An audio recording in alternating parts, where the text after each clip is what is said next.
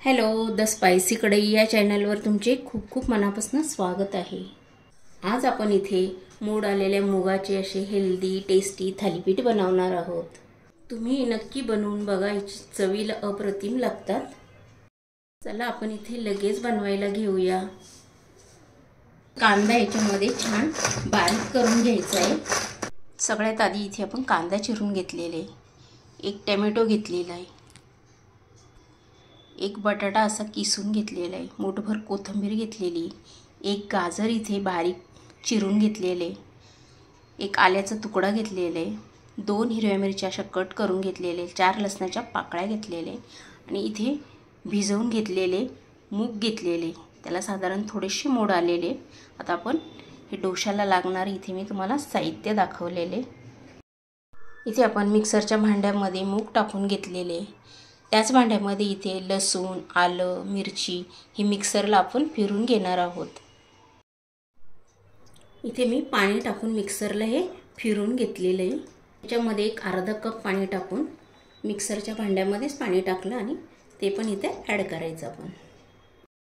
याच्यामध्ये एक पळी भरून डाळीचं पीठ टाकून घेतलेले आहे, 1 चमचा भरून इथे ज्वारीचं पीठ टाकून घेतलेले आहे, 1 चमचा भरून इथे नाचणीचं पीठ घेतलेले आहे। इथे आपण चवीनुसार मीठ टाकून घेतलेले आहे। गाजर, कांदा, बटाटा इथे साल काढून किसून घेतलेला आहे, तो पण इथे ॲड केला, टोमॅटो, भरपूर सारी इथे कोथिंबीर टाकून घ्यायची, थोडी हळद टाकून घेतली, 1 चमचा भरून इथे तिखट टाकून घेतलेले आहे, छोटा चमचा, 1 चमचा भरून इथे जिरे टाकून घेतलेले आहे, 1 मोठा चमचा भरून इथे पांढरे तीळ टाकून घेतले। थंडीमध्ये तीळ खाल्लेले चांगले असतात। आता आपण हे छान मिक्स करून घेऊया। इथे लागेल तर थोडंसं पाणी आपण ॲड करू शकतो। पाणी टाकल्यानंतर पूर्ण आपण हे छान मिक्स करून घ्यायचं। तुम्ही असे थालीपीठ बनवून बघा, पौष्टिक असतात, मुलांच्या डब्याला देऊ शकतात आणि थंडीमध्ये नाश्त्यालाही हे छान पर्याय आहे। मी बनवून बघा, खूप टेस्टी लागतात। आता आपण हे छान मिक्स करून घेऊया। पूर्ण आपल्याला हे छान मिक्स करून घ्यायचं याच्यामध्ये। इथे तुम्ही बघू शकता आपलं मिश्रण इथे थालीपीठचं तयार झालेले आहे। आपण थालीपीठ बनवायला घेऊया। इथे आपण गॅसवर पॅन ठेवलेला आहे, त्याच्यावर असं थोडंसं तेल लावून घ्यायचं आपण थालीपीठ टाकायच्या आधी। झाल्यानंतर आपण असं मिश्रण घ्यायचं आणि ते थालीपीठ असे सोडून घ्यायचे, आपल्याला लहान मोठे ज्याप्रमाणे हवे त्याप्रमाणे।